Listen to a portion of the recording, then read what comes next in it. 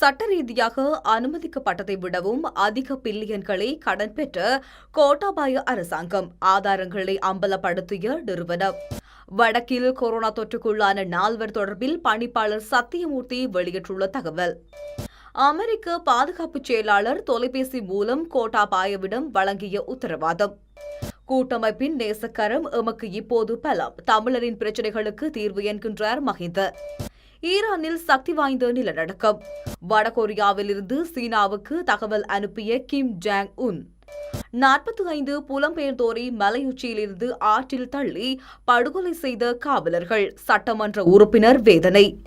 German ஹோட்டலில் 20 அழகிகளுடன் ஊரடங்கை செலவிடும் தாய்லாந்து மன்னர்.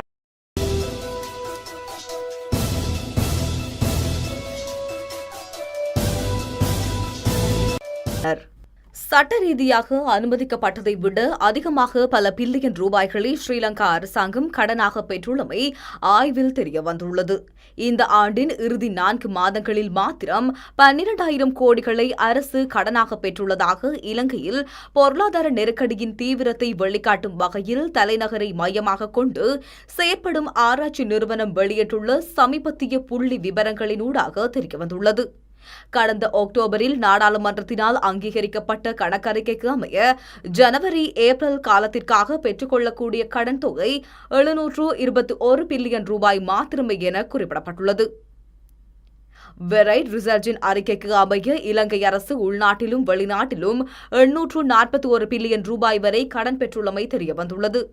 கடன் வரம்பை மாற்றும் அதிகாரம் நாடாளுமன்றத்திற்கு மாத்திரமே காணப்படுவதாக நிறுவனத்தின் தலைவர் தெரிவித்துள்ளார். நாடாளுமன்றத்தை மீள கூட்டுவதற்கு பல்வேறு காரணங்கள் தெரிவிக்கப்படுகின்ற நிலையில் இந்த விடயம் மிக முக்கியமானது என வெரைட் ரிசர்ச் நிறுவனத்தினுடைய நிர்வாக இயக்குநரும் பொருளாதார நிபுணருமான நிசாந்த டி மெல் சமூக ஊடகத்தில் பதிவிட்டுள்ளார். கொரோனா தொற்று நோய் காரணமாக ஏற்பட்டுள்ள பொருளாதார சரிவு உட்பட நாடு எதிர்கொள்ளும் பல பிரச்சினைகளை நாடாளுமன்றத்தினூடாக மாத்திரமே தீர்க்க முடியும் என தமிழ் தேசிய கூட்டமைப்பு கடந்த வாரம் பிரதமர் மஹிந்த ராஜபக்சவுக்கு அனுப்பி வைத்த கடிதத்தில் தெரிவித்திருந்தது.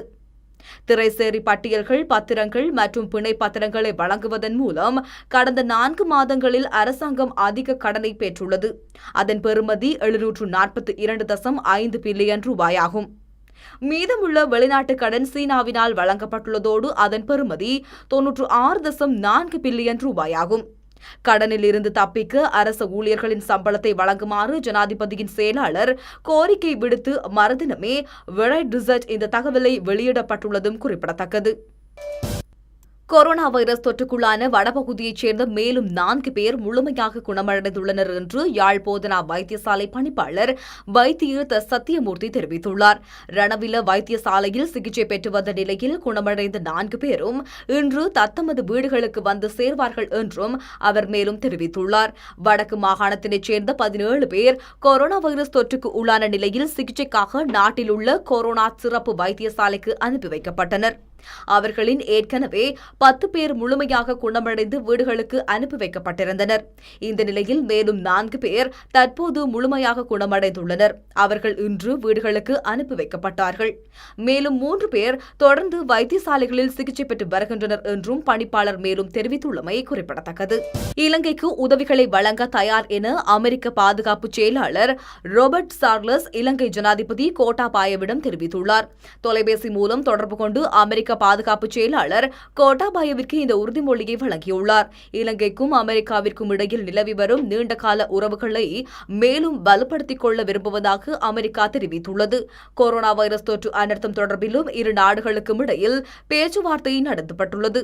இலங்கைக்கு தேவையான வெண்டிலேட்டர் கருவிகளை வழங்க தயார் என அமெரிக்க ஜனாதிபதி டொனால்டு டிரம்ப் கூறியுள்ளதாக அமெரிக்க பாதுகாப்பு செயலாளர் தெரிவித்துள்ளார்.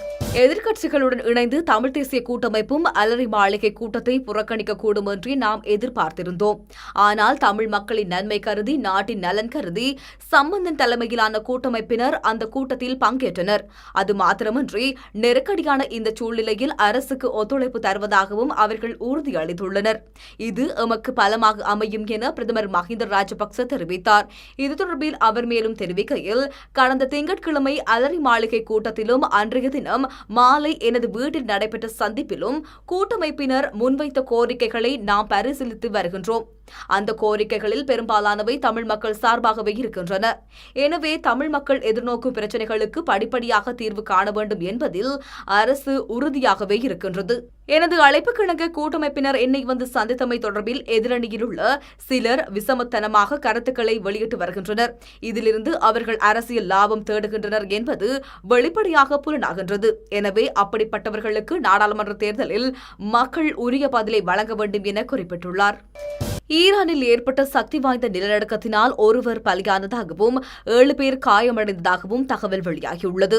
ஈரானின் தலைநகர் தெஹ்ரானின் வடக்கு பகுதியில் உள்ள தமாவான் பகுதியில் சக்தி வாய்ந்த நிலநடுக்கம் ஏற்பட்டுள்ளது.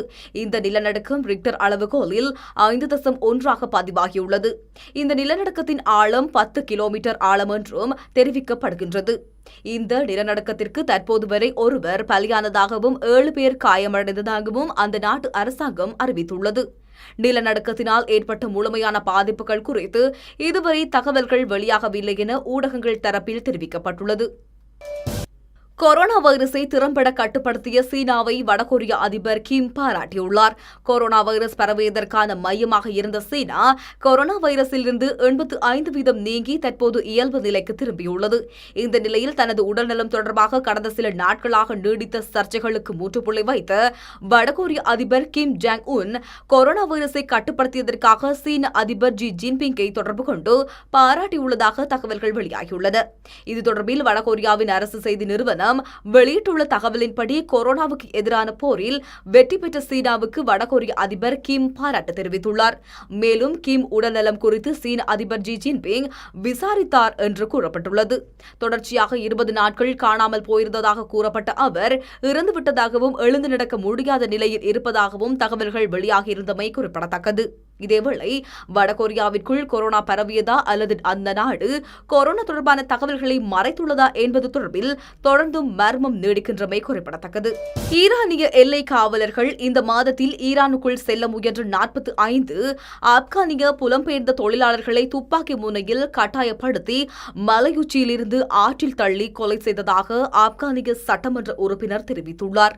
இந்த சம்பவம் வர்த்தக, பொருளாதார மற்றும் கலாச்சார உறவுகளை பகிர்ந்து கொள்ளும் அண்டை நாடுகளான ஆப்கான், ஈரான் இடையே நெருக்கடியை தூண்டியுள்ளது.